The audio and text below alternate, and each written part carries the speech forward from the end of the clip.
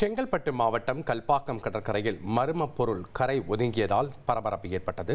கூடுதல் தகவல்களை செய்தியாளர் ராமச்சந்திரன் கூற நாம் கேட்கலாம். வணக்கம் ராமச்சந்திரன், மர்ம பொருள் என்ன, அங்க இருக்கக்கூடிய கள விவரங்கள்?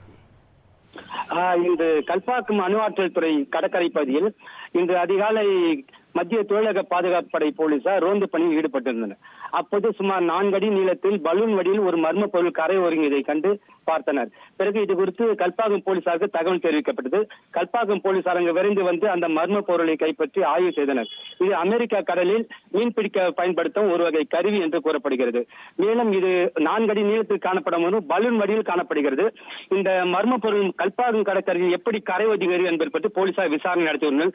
மேலும் இந்த மர்ம பொருள் கப்பலில் யாராவது அமெரிக்காவுக்கு கொண்டு செல்லும்போது தவறி விழுந்து கடலில் விழுந்து அதை அலையில் அடித்து வர சொல்லப்பட்டு கல்பாக்கம் கடற்கரையில் கரை ஒதுங்குகிறார் என்ற கோணத்தில் விசாரணை நடத்தி வருகின்றனர்.